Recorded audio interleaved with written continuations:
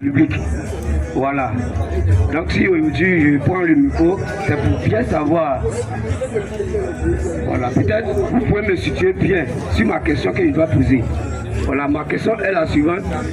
Tout de suite, l'ajouteur des passages, c'est sur Dieu, Jésus et le Saint-Esprit. Donc, j'aimerais bien savoir qui est Dieu, qui est Jésus et qui est Saint-Esprit. Voilà, c'est ma question qui est là. D'accord, frère. On va revenir. Parce que j'ai déjà expliqué ça, je vais revenir encore dessus. Les gens font l'amalgame. Écoute-moi très bien, les gens font l'amalgame. Dieu là, ce n'est pas un nom. Dieu n'est pas un nom. Dieu signifie objet d'adoration. C'est tout ce qu'on adore qu'on appelle Dieu. Dans nos villages, nos parents adorent des rivières. Tu vois un peu, les rivières là aussi ont des noms. Mais les rivières là, c'est les dieux. Mais il y a certaines rivières qu'on appelle Kavali, comme Moé. Tu vois un peu, donc c'est le nom propre des rivières. Mais puisqu'ils adorent ces rivières là, les rivières là portent automatiquement le nom Dieu. Alors le nom Dieu, c'est un nom commun. Ça signifie objet d'adoration. Maintenant, le Dieu qui a créé le ciel et la terre, il porte un nom. Et son nom, c'est Jésus-Christ. C'est son nom. Tu comprends? C'est son nom qui est Jésus-Christ. Tu comprends? Donc, je vais lire ça dans... Vous avez déjà venu là-dessus un peu. Si vous me le permettez, vous faites. Ah ouais, allons-y. C'est bon, non? Voilà, je tiens à vous dire merci d'abord pour la réponse. Parce que vous avez dit c'est Jésus qui est Dieu. C'est-à-dire qu'il porte les deux noms. C'est ce que moi je veux savoir, c'est ce que je vois au fait. Parce que Jésus lui vient de quelqu'un. Parce que là c'est là je n'arrive pas à comprendre. Parce que Jésus lui vient de quelqu'un. Si Jésus est Dieu, c'est que Jésus c'est son prénom, Dieu c'est son nom de famille. C'est ce que moi je veux voir dedans. Parce que si nous on adore les dieux, les pierres et les statues, maintenant le Dieu qui a envoyé le Jésus ici, lui n'existe pas. C'est le Jésus qui est Dieu. Jean 3.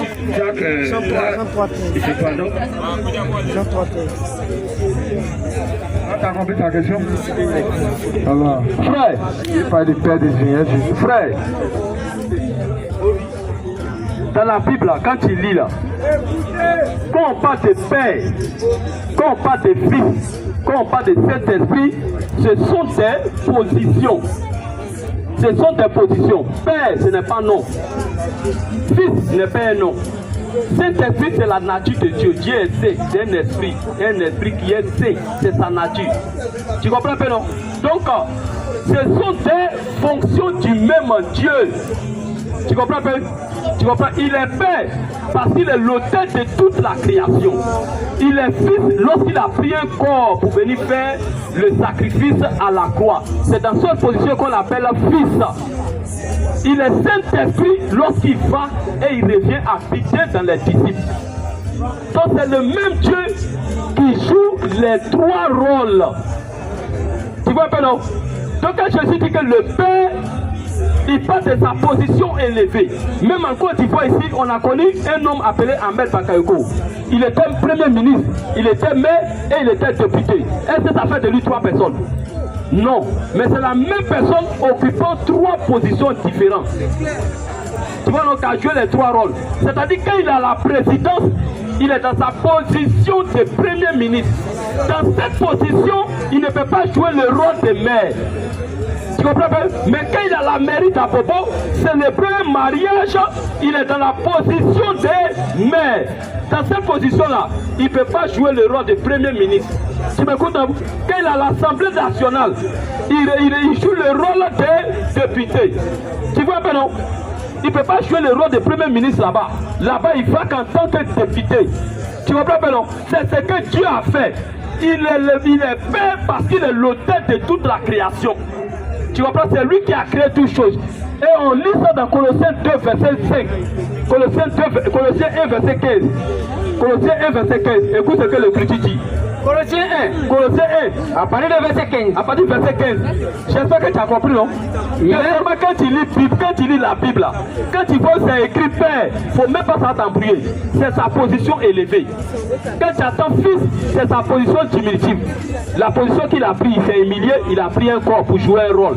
Saint-Esprit, c'est lorsqu'il va et à venir habiter dans ses disciples, dans les chrétiens. Tu vois un peu, non? Voilà, donc quand Jésus dit que le Père est plus grand que moi, c'est la même chose que je peux dire lorsqu'un mère, parce que tu es premier ministre et mère, la position de premier ministre est plus grande que la position de mère. Tu vois un peu, non? Il a l'image du Dieu invisible. J'ai expliqué ça terre à terre pour te faire comprendre. Terre à terre.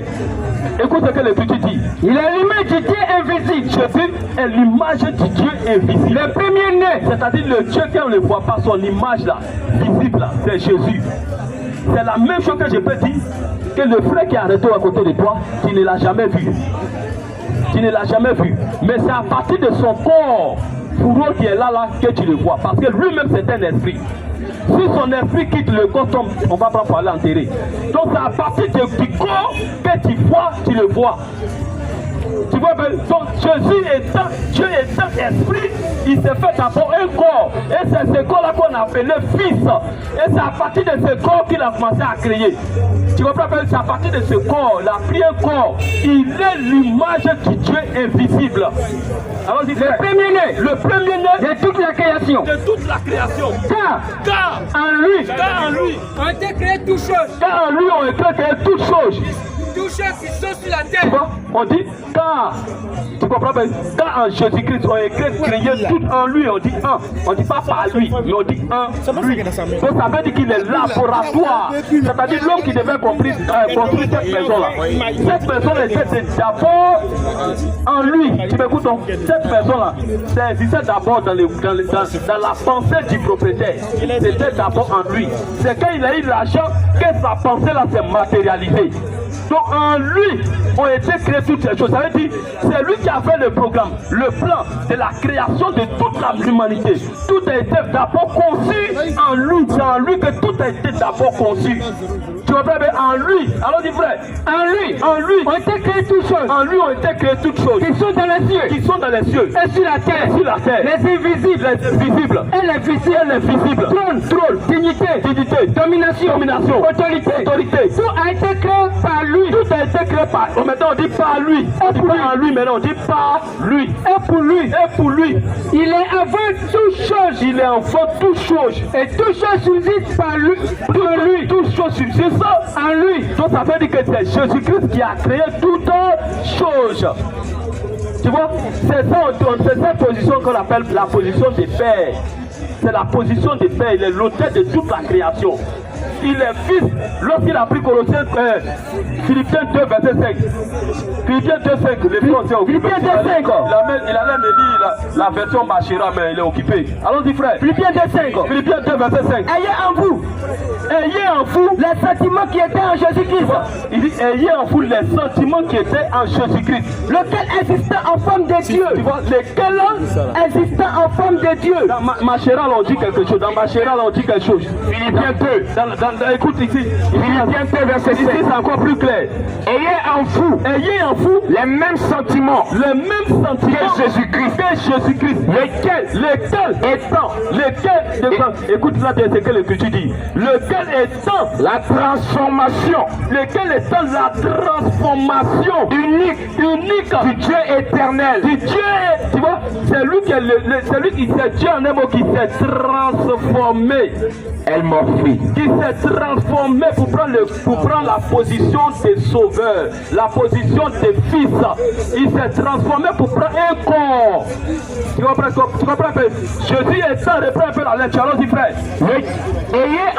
Ayez en en vous les mêmes sentiments que Jésus-Christ. les mêmes sentiments que Jésus-Christ, lequel Étant la transformation étant la transformation unique du du Dieu éternel, Dieu éternel, de ses points attribués, il s'est point attribué et justement la conformité à Dieu. et justement la conformité à Dieu. Mais c'est privé lui-même Il s'est privé lui-même de cette conformité de cette puissance en assumant sur lui en assumant sur lui l'aspect d'un serviteur. l'aspect d'un Serviteur. En réalité, il n'était pas Serviteur. mais il a pris la position des serviteurs. Alors, dit frère, Devenant il est devenu semblable à tout genre d'homme. il est devenu, quand il est devenu, dès le départ, il n'était pas la chose. C'est ça. Mais il est devenu un homme. Tu comprends? Donc ça veut dire que ce n'était pas un homme, mais c'était Dieu lui-même manifesté dans un corps. C'est pourquoi Jésus ne pouvait pas pécher. C'est impossible. Jésus n'a jamais péché. Alors s'il a dit qu'il peut vivre 33 ans et demi sans péché. Question. C'est lui-là, c'est pas Dieu qui était. Non. Au dernier jugement, plusieurs personnes seront étonnées que Jésus qui était cité là, c'était Dieu lui-même. Et les gens seront étonnés. Alors, dit frère, Ayant paru dans la nature d'humain, il a apparu dans la nature d'humain, humaine. il s'est abaissé lui-même L'Écriture dit, c'est pas quelqu'un qui l'a abaissé, mais il s'est abaissé lui-même en se rendant obéissant jusqu'à la mort, même jusqu'à la mort de la croix. C'est pourquoi aussi comme Dieu, tu vois, c'est pourquoi aussi comme étant Dieu exalté à la suprématie, il lui a été donné un nom qui est au-dessus de tout nom. Tu vois, on dit le nom est au-dessus de tout Non. on dit tout nom, on dit tout. Si y a un Dieu qu'on appelle Allah, le nom de Jésus est au-dessus de lui. Si y a un Dieu qu'on appelle Baye, le nom de Jésus est au-dessus de lui. C'est ça. Il a reçu le nom qui est au-dessus de tout nom. Afin qu'au nom de Jésus, tout ce qui est dans les cieux, tout ce qui est au ciel là, sur la terre et sous la terre, même en dessous, fléchissent les genoux, fléchissent des genoux devant lui, et que toute langue doit confesser Jésus-Christ comme étant le Seigneur, comme étant le Dieu, le Seigneur Jéhovah, le Seigneur Dieu tout puissant, et que toute langue confesse Jésus-Christ comme étant le Seigneur Jéhovah, le Père de gloire, et Dieu éternel. Ça c'est clair. Donc ça veut dire que c'est Jésus qui est Dieu. C'est ça. On va lire un dernier verset, puis t'amènes le micro. Chant 8, verset, chant 8, 24. Oui, dans ma chaîne, chant 8, 24. Écoute, Jésus va dire un petit mot ici. Écoute ce qu'il va dire ici. Un petit mot. Chant 8, 24. Chant 8, 24. C'est pourquoi.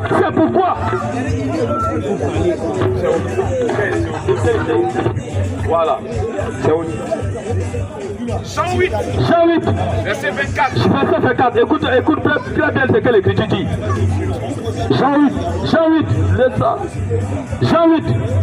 verset 24. C'est pourquoi, tu vois, Jésus dit, raison pour laquelle les gens vont mourir dans les péchés. C'est pourquoi je vous ai dit que vous mourrez dans vos péchés. Car si vous ne croyez pas, que je suis Jéhovah, que je suis Dieu, vous mourrez dans vos péchés. Il dit, si un homme ne croit pas que lui, il est Dieu, il va mourir dans ses péchés. Donc pour avoir tes péchés pardonnés, il faut croire que Jésus-Christ est le Dieu tout-puissant manifesté en chair pour venir prendre ta place à Golgotha. Romains 9,5. Si tu ne crois pas à ça, tu es condamné. Romains 9,5. C'est bon, on va garder les cartouches. Oh, on ne sait jamais. Regardez tes cartouches. Ça va? Donc je tiens à saluer d'abord le pasteur et lui dire merci. Voilà. Il peut poser une question encore et dire quelque chose. Parce que Dieu, ce que Jésus faisait, nous on fait le contraire ici. Parce que tout de suite là, vous avez dit que Jésus, c'est Jésus qui est Dieu et c'est lui-même son esprit qui est sa chair qui est venue. C'est le contraire nous on fait ici. Quand une femme vient accoucher, il y a un enfant dans son ventre et cet enfant vient au monde. Quand il vient au monde là, il ne dit pas il vient d'une mère. Là il dit ma maman. Et aussi l'exemple que vous avez donné tout à l'heure que tu peux envoyer ton enfant aller payer pain. Il peut dire qu'il vient au nom de mon père. Il peut dire qu'il vient au nom de mon père. Dans cela, bon, comme vous êtes des hommes de Dieu, on ne peut pas faire truc aussi. C'est pour cela. Donc je vous remercie d'avoir posé ma question. Non, la terre veut clarifier ça là. Frère, je vais te clarifier ça. Frère, Jésus là, c'est Dieu qui s'est envoyé lui-même. Ce n'est pas quelqu'un qui était un vieux.